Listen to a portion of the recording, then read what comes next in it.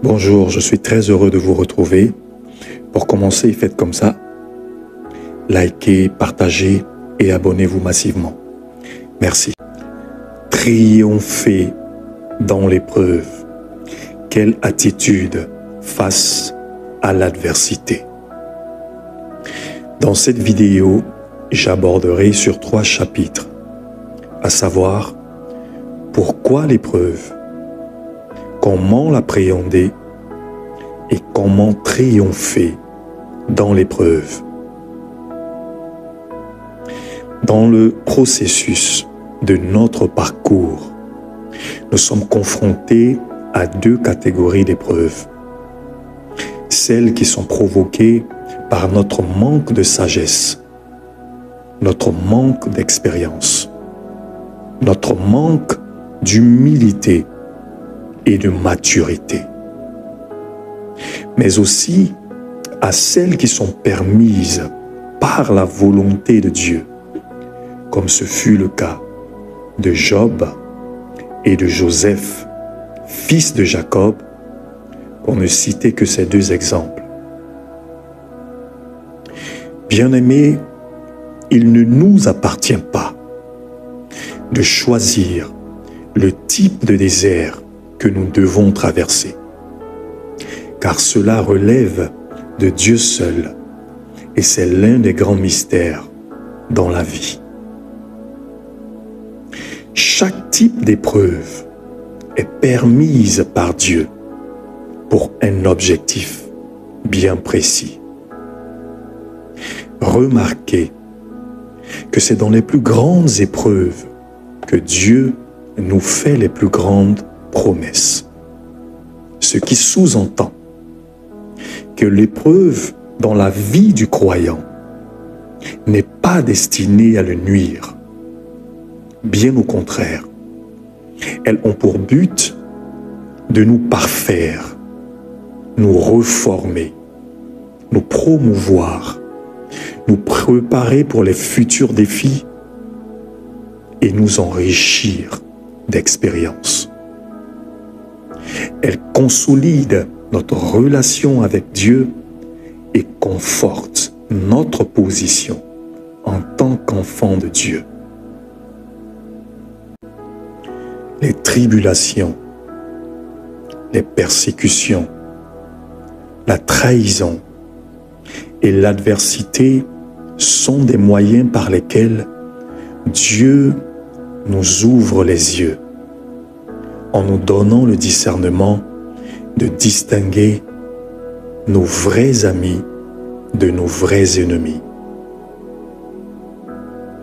Lorsque le croyant est confronté à une difficulté qui s'intensifie, cela peut être interprété comme un symptôme, un indicateur d'une visitation divine. Voilà pourquoi j'exhorte une personne qui est découragée, une personne qui est troublée, une personne qui a perdu sa paix et sa quiétude, une personne qui est abattue et qui traverse une situation qui semble ne jamais se terminer. Bien-aimé, j'ai une bonne nouvelle pour toi. Dans le livre de Deutéronome, chapitre 38, au verset 8, il est écrit « L'Éternel marchera lui-même devant toi. Il sera lui-même avec toi. Il ne te délaissera pas, il ne t'abandonnera point. Ne crains point et ne sois pas découragé. » Par cette parole, nous comprenons que Dieu prend un engagement, par déclaration, d'être avec nous, d'être auprès de nous et de jamais nous abandonner. Or, vous savez comme moi que Dieu et sa parole forment une entité indissociable. Dans le livre de Job, chapitre 19, au verset 25, il est écrit « Mais je sais que mon Rédempteur est vivant et qu'il se lèvera le dernier sur la terre. » Bien-aimé, Dieu se lèvera pour toi. Garde la foi. Demeure ferme dans tes convictions. Job a dit « Je sais ».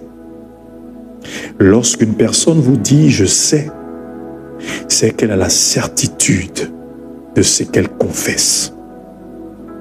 Demeure ferme. Dieu est fidèle. Chers amis, votre attitude compte beaucoup dans les moments de trouble. C'est votre attitude qui vous permettra de triompher dans l'épreuve ou de vous enfoncer.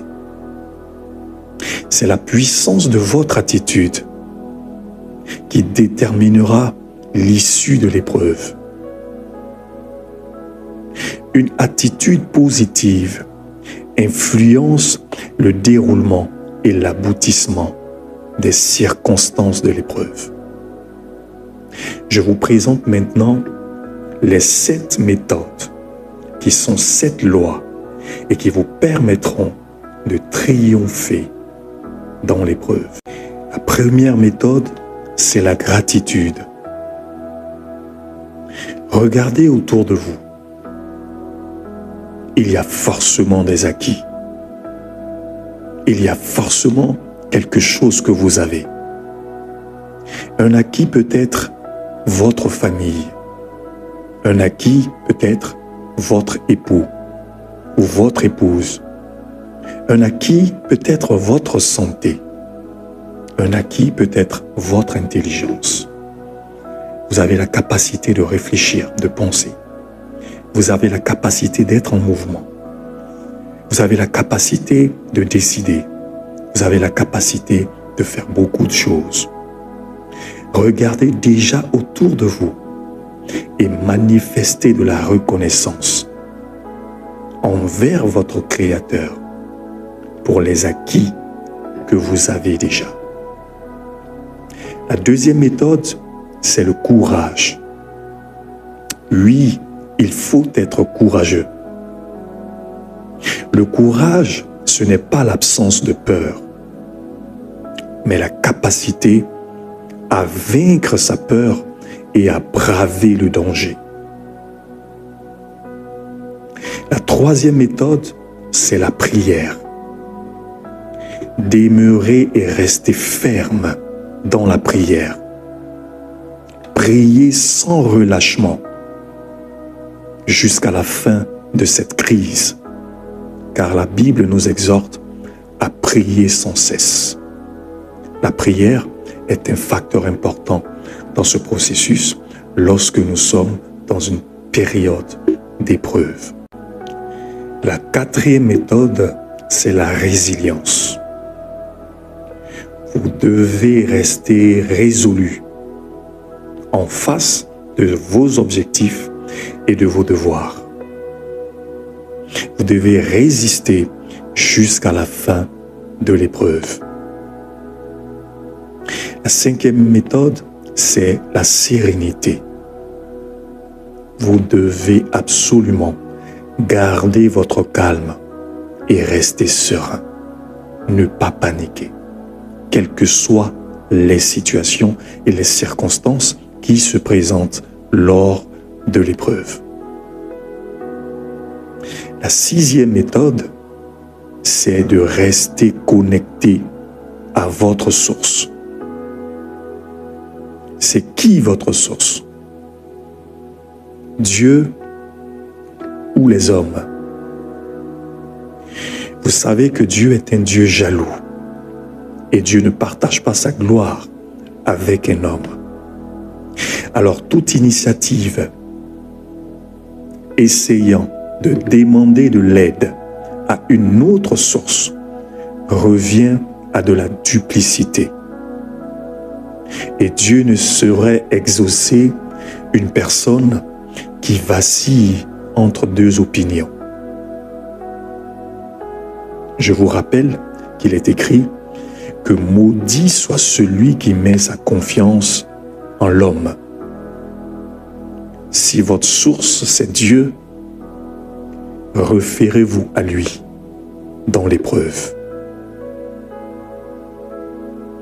La 7e méthode, c'est la foi.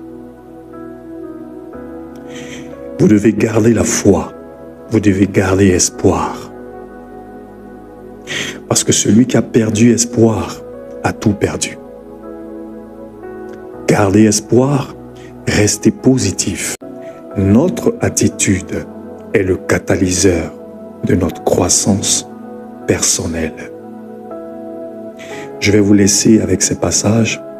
Le premier passage se trouve dans le livre de Psaumes, chapitre 55, au verset 22. Il est écrit ceci: « Remets ton sort à l'Éternel, et il te soutiendra. Il ne laissera jamais chanceler le juste. » Et le deuxième passage se trouve dans le livre de Proverbes, chapitre 24, au verset 16. Il est écrit: « Car 7 fois, le juste tombe et il se relève. » Tiens bon, persévère et ne perds pas espoir. Relève-toi et marche vers ta destinée prophétique. Cette situation est passagère. Elle passera. Cela fait partie de ton parcours et de ton témoignage. Sur ce, que Dieu te bénisse. Shalom.